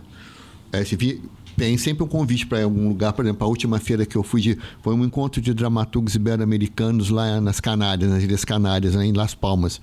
Gente, assim, tem uma hora que eu ficava constrangido, porque quando terminava o encontro, era um encontro de dramaturgos ibero-americanos. Você imagina, tem a gente aqui na região toda. Aí uma hora eu fui lá, né, enfim, foi o segundo encontro. O primeiro tinha sido em outro lugar, num outro país, enfim. Esse foi lá e quando eu cheguei lá, senti uma barraquinha assim com o meu nome, que era para colocar meus livros. Não tinha um livro. Olha que vexame. Todo mundo tinha livro, gente. Menos eu, fiquei arrasado. Foi isso que despertou? Também foi, porque eu meio mico, né? O cara falou, como é que você é dramaturgo, né? Você foi indicado para a embaixada para representar lá. E não tem um livro editado? Eu falei sobre isso. Sobre não também, ter um livro. E também não... Eu peguei esse mote, entendeu? Eu falei, olha, que legal. quero falar sobre isso, porque no meu país as pessoas não editam livros de Perfeito. teatro. Falar, então você não tinha por a falta da cultura editorial. Não, justamente porque até não é divulgada. A pessoa volta a dizer, as pessoas vivem e morrem se abrir um livro de teatro nesse país. É bem verdade. bem verdade. Nunca teve uma experiência. E não é vexame nenhum, nem nada, não é demérito de ninguém, assim. Na verdade é porque a pessoa não tem chance, nunca viu um livro. Sim, Não sabe onde encontrar, não é acessível, Se né? você vê, por exemplo, você vai numa livraria, né? Dizer, Você vai procurar o departamento de dramaturgia. Gente, dentro de uma estante, se divide em 3, aí tem uma filinha assim, ó. Verdade. Então é terrível, né? Então, assim, isso também é uma luta, né? Sim, divulgar a com certeza. dramaturgia, porque você está perdendo, né? Porque você tem uma comunidade toda que pode traduzir a sua história também através do teatro, né? Isso. E não Verdade. faz, porque não sabe a metodologia. Porque as pessoas às vezes me falam muito divertido assim, quando estamos ensaiando o espetáculo, né? Como é que faz aquilo, né? Como é que chora em cena, como é que não sei o quê. Falei, gente, tudo é técnica, né? A Fernanda Montenegro conta uma história muito divertida que alguém perguntou para ela, ela fez uma peça uma vez muito importante chamada As Lágrimas Amargas de Petra von Kant, do Fassbinder, que ela levava uma surra em cena e tal. Levava uns tapas lá da outra personagem, que quem fazia era a Renata Sorra, se não me engano, né? Depois o Cristiano Torloni. E aí alguém pergunta para você como é que era aquilo, receber tanto, né? Como é que ela saía dali? Eu falei, sai dali, vou tomar chopp. Você acha que eu apanho todo dia? Mas é algo que a gente sempre imagina, né? Que tipo de masoquismo é esse, né? Obviamente, isso é técnica. A pessoa ela aprende a fazer aquilo e ela usa tecnicamente aquilo. Então, você imagina quando você, né, dentro desse processo de criativo, né, quando você não sabe nada do teatro, nem que, né, é muito engraçado porque nesses espetáculos didáticos que a gente faz lá, as perguntas geralmente tendem a gente incentiva que as pessoas façam perguntas, questionem sobre a questão histórica que contém o texto, né, que tangencia um texto. Mas ninguém quer nem saber disso. Estou falando no bom sentido. As pessoas, como é que decora? Como é que aquilo vira aquilo? Quem faz a luz? É tão lindo, porque a pessoa não tem a menor noção do que é. Não tem. Nunca nem foi no teatro. Nunca. Então, olha, a gente fala desde tudo, do primeiro sinal, segundo sinal, terceiro sinal. Que isso acontece no mundo inteiro. Olha, qualquer teatro que você for, você vai ouvir o primeiro sinal, o segundo sinal, o terceiro sinal, né? Eu agora lá no teatrinho, lá pequeno, então do lado tinha um camarim. A gente tirou a parte do camarim, deixou o camarim exposto, sabe? Para os adolescentes ver. Para quem for assistir, né? Legal. Como é por que serve o camarim e tal. Então é isso. Então é uma luta também essa coisa da dramaturgia. Só queria colocar porque estamos todos em luta. E eu acho que tem uma coisa que é importante também comentar, Caio, que não existe a cultura de ensinar as linguagens das artes, não é? Não. Lorena, em especial, já que estamos falando da nossa aldeia, né? Lorena, em especial, nunca se preocupou muito na formação de público. Nunca. Né? E aí o teatro sempre foi visto como elite. Né? Exatamente. Você traz as Fiquei peças, pensando quem vai? nisso. A elite. Muita gente fala isso, não vai ao teatro porque não tem roupa. Já ouvi isso muito. Eu falei, mas gente, como assim não tem roupa? Quer dizer, claro, brincando com a pessoa. Eu entendo o que ela quis dizer, né? Sim. Mas você tem toda a razão. Mas o mesmo vale para a literatura. A mesma coisa, as pessoas não leem. Né? Não tem o hábito da leitura porque a gente não cria o hábito da leitura nas pessoas, porque, enfim, a escola às vezes é muito voltada para coisa utilitarista, né? De aprender matemática, aprender o português, aprender aquilo que vai... O pior é que está piorando. Está piorando e que está tirando a capacidade das pessoas de pensar, né? Serem criativas, de ter senso crítico, porque não adianta decorar e simplesmente aprender conteúdos porque vão ser úteis. Né? Nós somos humanos e os humanos eles se caracterizam exatamente pelo símbolo, né? Pelos símbolos que dominam a gente. Né? E a cultura ela é um pouco a capacidade nossa, a possibilidade nossa de transformar esses símbolos em sentidos de existência. Né? E a cultura é a única linguagem que o humano tem, que o ser humano tem, que dá a ele a capacidade de ele poder criar novos mundos. E como é que você faz conhecer isso? novos mundos, de trocar, não é? Exatamente. Sem conflito, sem gerar nenhum, porque a cultura estabelece essa relação de troca de uma maneira muito saudável, né? Muito, quer dizer, você não tem que ter um movimento bélico para uma cultura, né? Não digo um povo em si, mas enfim, a gente está acostumado agora, né, infelizmente nesse momento, com essa questão, né, das guerras que estão acontecendo no mundo afora. Tudo bem, assim, estou falando de uma maneira mais geral, mas como se essa linguagem de se defender ou de impor a tua própria cultura fosse uma prática normal. Não é normal. Nesse sentido que eu estou, não é? Sim, Normal é você na trocar violência, né? na paz, Claro. não é? Como é que acontece isso? Por exemplo, eu tive, só para ilustrar um pouco o que você está falando, Daniel, eu trabalhei muitos anos numa empresa judaica e por acaso fui morar na Argentina, onde tem uma população enormemente grande de judeus, não é?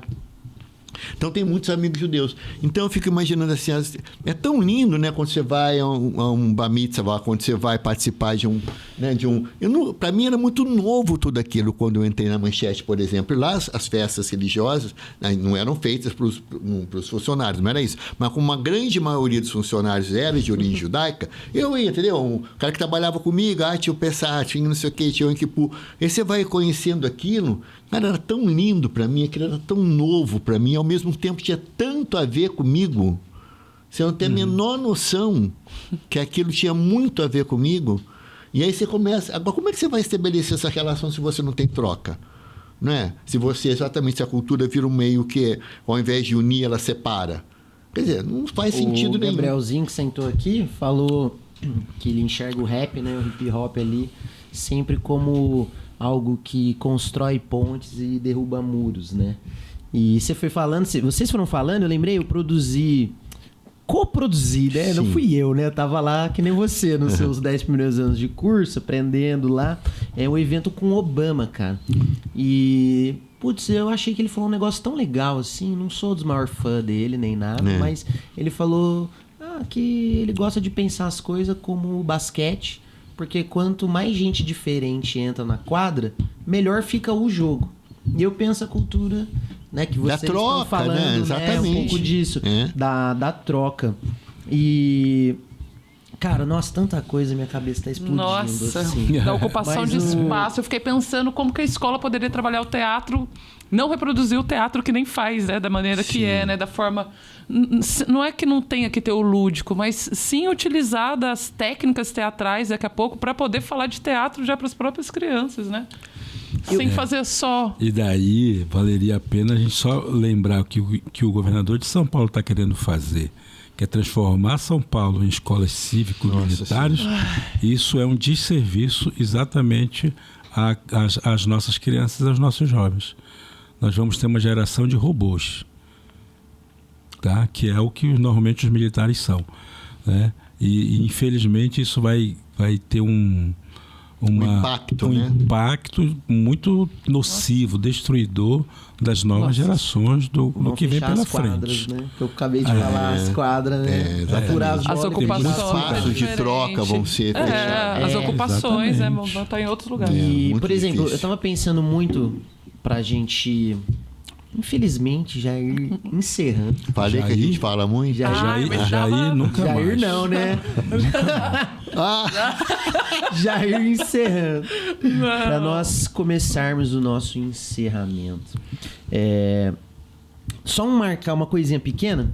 Eu fui pensando até, às vezes, as pessoas às vezes não realizam que a peça começa aqui. De uma folha de papel em branco. Não tem ideia alguma. Porque se você nunca mostrar isso, né? Talvez ela pense, surge de outra... Tem gente que acha que é improviso. de outra verdade, forma. ela jura que é improviso. É. E quando eu falo para elas assim, quando a pessoa chega lá e ela... num primeiro momento, na primeira reunião lá, que a pessoa tem... Vamos levantar as dúvidas, né? Geralmente a dúvida vem daí. Como é que a pessoa teria que ter... Tipo assim, tem uma coisa que é absolutamente... toda vez acontece. Pai e mãe liga pra mim, uma criança fala assim: fulano é tímido. Como que se para ser ator a pessoa tivesse que ser, né? O cúmulo da alegria, assim, tem que ser E eu sempre falo, isso não tem nada a ver uma coisa com a outra. Absolutamente nada. A pessoa pode ser extremamente intimista, quietinha. Mas no pelo contrário, até ajuda, que é uma pessoa que vai ter mais concentração. Não necessariamente a pessoa tem que ser expansiva, né? A pessoa acredita, quer dizer, muitas vezes pais acreditam isso. Ah, estou trazendo ele aqui. E o menino, quando você põe uma menina, você põe no palco, é um azogue. Entendeu? Na verdade, porque descobriu um espaço para ser. Sim. Porque ali é um lugar de ser. Né? Na arte, ela é representando, brincando e tal. Então eu falo, isso não é empecilho nenhum, muito pelo contrário. Quando a pessoa muitas vezes é muito expansiva, exageradamente expansiva, muitas vezes a pessoa também está escondendo coisas, entendeu? Não estou tentando dar uma de análise, né? Não é nenhuma análise psicológica isso. É só que é real. Faz total sentido. Né? A pessoa fica sempre nessa expectativa. As pessoas ficam quase se desculpando, sabe? Olha, ele é quietinho, tá?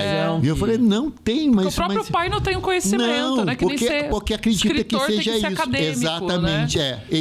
Que o ator tem que ser um menino que fala, que os cotovelos. Não tem nada a ver uma coisa com a outra. Não tem nada a ver. Nada. Igual você falou também em off, né? Que nós somos compostos de muitos de nós, né? Tem o Matheus, podcaster agora, né? A gente compõe vários papéis. E o palco, o momento que você está escrevendo, produzindo arte, consumindo cultura, né? É uma outra faceta sua, que eu acho que os trabalhos de vocês, que são sustentados por essa vivência, essa caminhada que vocês nos deram o prazer da gente conhecer, isso que é legal do programa, né? Que a gente sempre fala assim, você vai aprendendo muito, fala, gente, você fez isso naquele na minha ano. Cidade eu dou hoje. Você não sabe o quanto a pessoa é porreta, né? Que você fala, que é legal. Eu acho que assim, eu ia até perguntar pra vocês, pra gente finalizar, deixar uma mensagem final mesmo. Aonde é o Teatrinho, aonde que é o UCA. Dá o serviço, né? Para convidar as pessoas para irem lá, o @, né? Telefone, essas coisas. Mas, assim, o que vocês... O porquê, né? Vocês estão nessa e aonde vocês enxergam, onde vocês querem chegar, o que motiva vocês. E me parece um pouco que é mais do que uma coisa objetiva, sabe? Formar professor. Ter oficina. Talvez seja dar esse lugar de permitir que as pessoas conheçam novas pessoas dentro delas, no contato que elas vão ter ali com as linguagens artísticas, com as coisas que vocês trazem pra cá. Não sei. Posso começar? Por aí? Deve. É o seguinte, eu acho que não tem segredo nenhum. É porque nós, pelo menos nós dois aqui, eu posso falar, porque a gente está falando aqui, vocês também, obviamente, né? Acredito, mas assim, porque a gente, sem isso, não vive. Sim. Não é? A gente teve a sorte de ter vocação e talento para o que a gente faz. Tem gente que tem muita vocação, não tem talento nenhum, né? Ou então tem gente que tem muito talentosa, mas não tem vocação. Né? Então a pessoa não se encontra ali, ela pode nascer, por exemplo, um ator que nasceu lindo, canta muito bem, isso aqui, mas não estuda, não tem saco nenhum para aquilo, tem talento, não tem vocação. Né? Eu até prefiro a pessoa que é vocacionada, independente de ter talento, porque eu acho que ela pode aprender, não é? E agora, quando a gente tem a sorte, eu estou falando isso, claramente eu sinto que isso tem a ver aqui com a gente, por isso eu estou falando com essa clareza, a gente teve essa sorte, né? De gostar do que faz e, modestamente, ter talento para o que faz. Né? Então, a partir do momento que esse encontro acontece, é irrecusável. Não é assim? Eu, por exemplo, se eu poderia ter continuado escrevendo novela, se eu quisesse, mas eu não era feliz escrevendo novela. Por exemplo, né? Estava ganhando muito mais. Eu entendi que quando eu optei por teatro, eu tinha que ter uma vida mais modesta. Claramente, a primeira coisa que eu fiz no Rio foi mudar de apartamento. Eu saí da Lagoa, fui morar em Copacabana. Porque eu sabia que não ia ter mais aquele salário. Eu sabia disso. Eu inclusive, rompi não, mas assim, eu tinha 3 meses ainda de contrato com o SBT e eu não quis ficar ali. Porque eu já tinha outros planos e tal. Porque não era a minha vocação, entendeu? Tem gente que... Claro que se eu adorasse escrever novela, fosse uma coisa maravilhosa, eu poderia estar lá ganhando seguramente 10 vezes mais do que eu ganho provavelmente hoje, pelo tempo que eu já teria de trabalho, né? Mas não era isso que eu queria. Então, eu acho que a partir do momento que eu pude organizar a minha vida para fazer o que eu quero, o que eu sei fazer e o que eu acho que eu faço de melhor, embora dentro do contexto que a gente vive seja uma coisa que vale pouco o que eu faço hoje. Né? Nesse mundo que a gente vive, o que eu faço hoje paga pouco. Não é utilitarista, né? Não tem, assim, entendeu? O cara de teatro, fazendo teatro, só não vai ficar rico, não vai ganhar o que ganha um cara de televisão. Eu já ganhei o que televisão paga, eu sei o que é isso. Né? Então, mas eu fiz de caso pensado. Eu falei, eu não posso ficar hipertenso, louco, doido, fazendo uma coisa que eu não quero. Quero estar no palco, quero estar com as pessoas ali. Ainda que sabendo que o que eu faço hoje vale muito pouco na sociedade. Porque é uma sociedade que cada vez mais desvaloriza a cultura, desvaloriza esses encontros, cada vez mais persegue, né, um mundo absolutamente caótico, que é, infelizmente, o que está acontecendo. Se a gente não se alertar, isso pode virar uma coisa muito pior. Não é? Então, eu acho que não tem segredo, é quase que uma missão. Sabe? Eu não vejo fazendo outra coisa, não consigo pensar que eu nasci para fazer outra coisa. Isso é o que me dá prazer, claro que me dá muita preocupação, porque obviamente eu vivo com muitas preocupações financeiras, como todo mundo que trabalha com cultura nesse país, né? Alguns momentos muito bacanas, outros, né, menos bacanas, né? Mas é a realidade do nosso país. Não sei se em outro lugar, provavelmente, eu poderia ter uma vida um pouco mais, né? Mas eu penso que é isso. Eu penso que eu faço porque eu preciso fazer.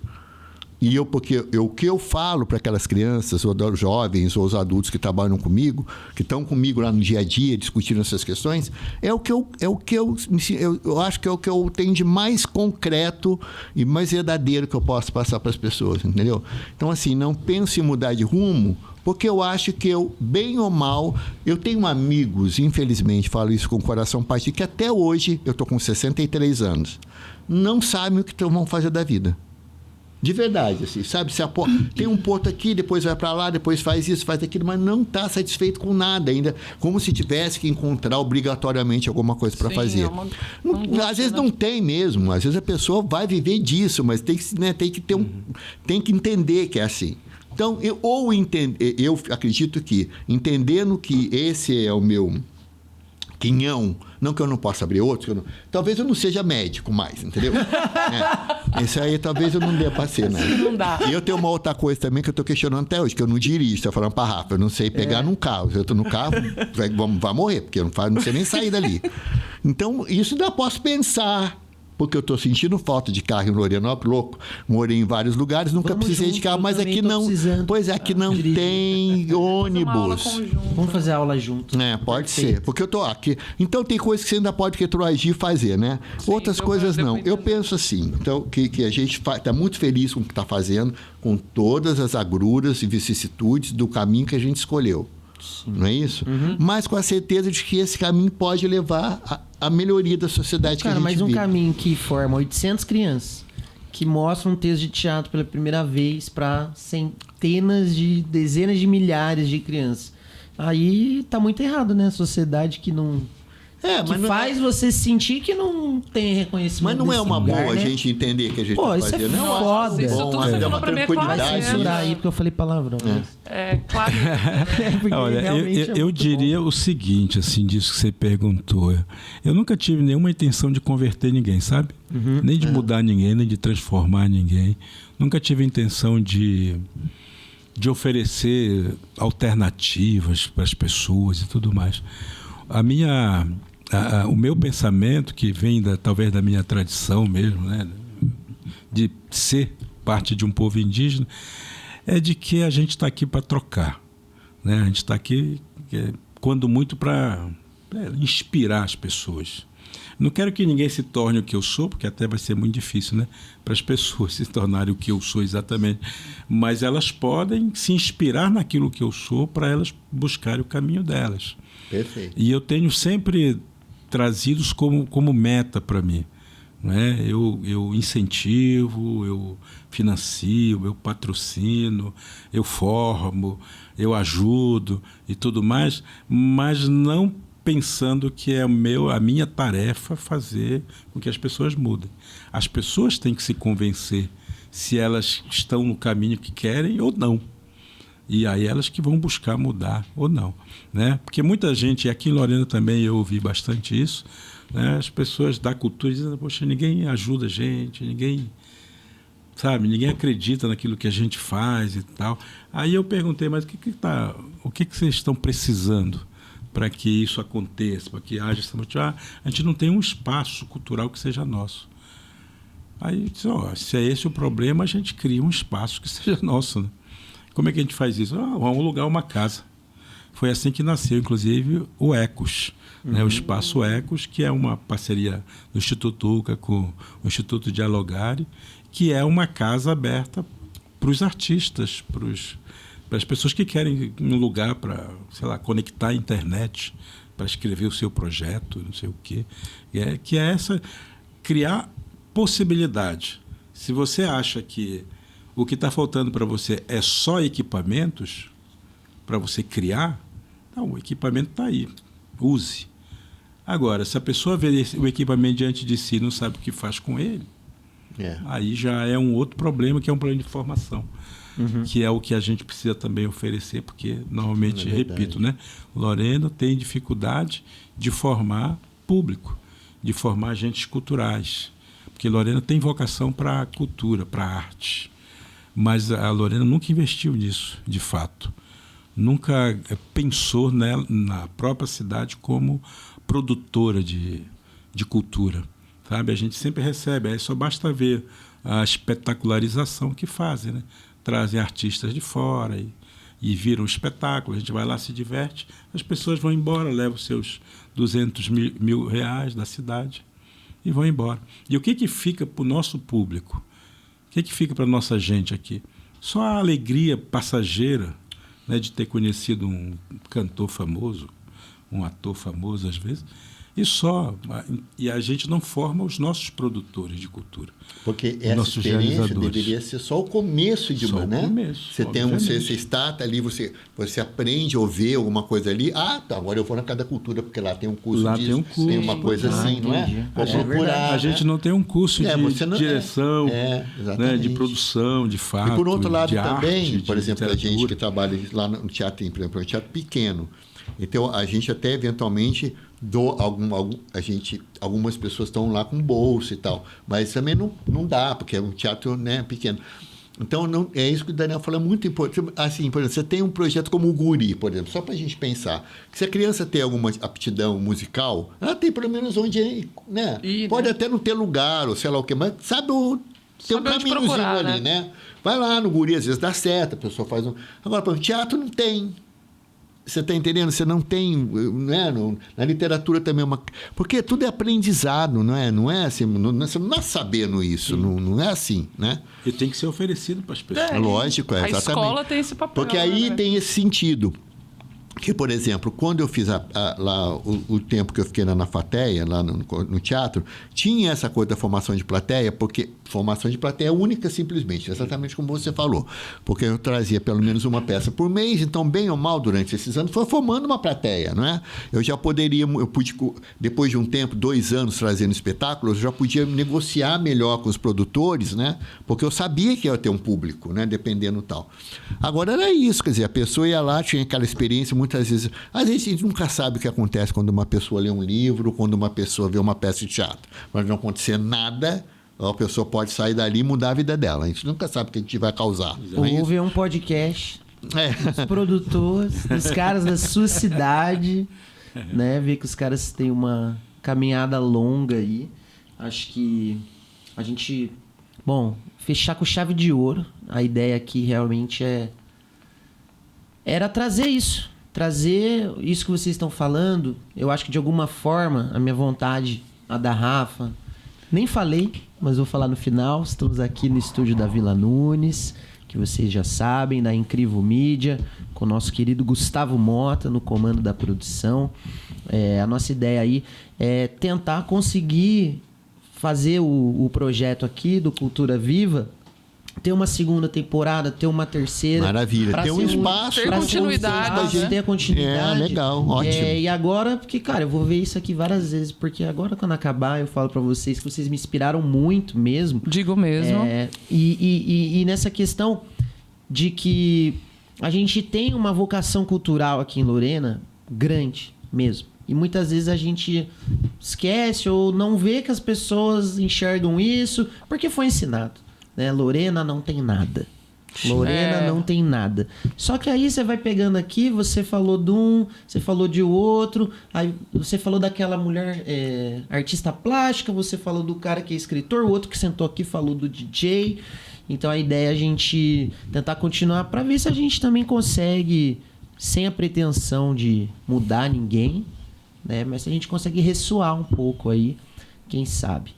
Bom, alguma mensagenzinha final ali para aquela câmera ou agradecer vocês? Daniel, agora começa. Bom, antes de mais nada, agradecer a oportunidade de estar jogando essa conversa aqui. Foi uma delícia. Né? Conversa fora. Sim. Mas fora de nós, dentro dos outros que nos escutam. É uma oportunidade muito boa, muito serena, eu diria. E dizer para os nossos amigos que vão nos assistir, que estão nos assistindo e vão nos assistir depois, que Lorena tem sim muita coisa. Lorena tem uma vocação muito grande para o turismo, para a cultura, para as artes em geral. Isso só precisa a gente juntar todas essas vozes que estão invisibilizadas, porque Lorena é uma cidade que costuma olhar apenas para o centro e não tem olhado muito para suas periferias, né? Que é onde as vocações estão latentes. Mas como a gente nunca ofereceu nada para essa periferia, a gente quase não enxerga, não as torna visível, todos esses talentos que estão aí. Daí a importância de termos uma educação para as artes, uma escola comprometida com a formação da consciência musical, consciência artística, consciência cidadã, de participação, né? Aquilo que eu falo sempre, né? Lorena é minha aldeia hoje. E, portanto, quando a gente se sente parte de uma aldeia, a gente é comprometida com a manutenção dessa aldeia.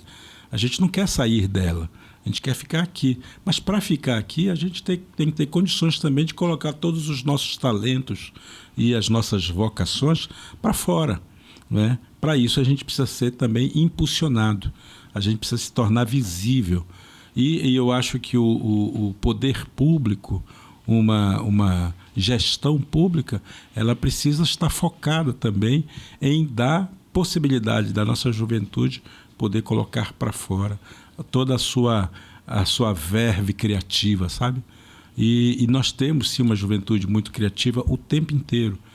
Acontece que, infelizmente, nós as ocultamos, nós as escondemos porque fomos educados a pensar a partir apenas de uma lógica que é a lógica da produção, a lógica da riqueza, a lógica do desenvolvimento, como se a arte não fosse parte disso tudo, né? E eu quero crer que nós ainda vamos ver Lorena crescer a partir da sua arte, a partir da sua cultura, né? Para isso a gente precisa investir nisso. E olha aí, falando em investimento, né? Não apenas um investimento financeiro, mas um investimento mesmo de crença, de acreditar no outro, né? De acreditar que a competência do outro ela vai fazer simplesmente todas as outras competências aparecerem em todo o mundo. Portanto, não é uma negação do saber ou da inteligência ou da arte do outro, pelo contrário, né? É a possibilidade de a gente crescer juntos e permanentemente. Essa é meu sonho, minha utopia selvagem, né? Costumo dizer, é minha utopia justamente porque por acreditar como educador que sou, né, na potencialidade do que há de melhor em cada pessoa.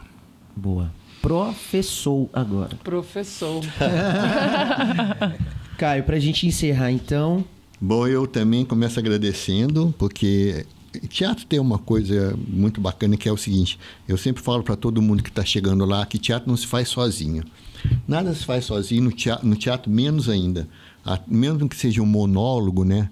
Um caso, por exemplo, da Denise Stoklos, que é uma performance maravilhosa, tá? Sempre tem alguém ajudando aqui e ali, né? Sempre. Se você está sozinho, em total, você tem um público, não é? Então, não existe maneira de fazer teatro sem estar com outras pessoas. Então, estar aqui hoje, né, com o Daniel, como pessoa que eu acompanho há muito tempo também, que eu tenho uma admiração profunda, e vocês também, que, né, a gente está começando a estabelecer. Tomara que isso dure muito,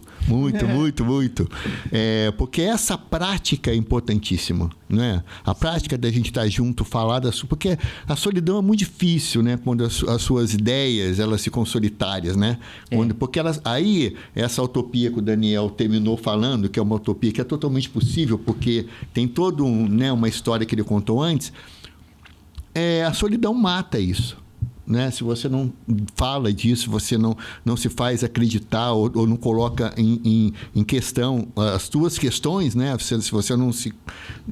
isso vai morrendo, não é? Você vai ficando sem energia, você vai ficando sem, enfim, sem esse incentivo de levar adiante qualquer que seja a tua ideia, nem que seja uma coisa muito pequena, né?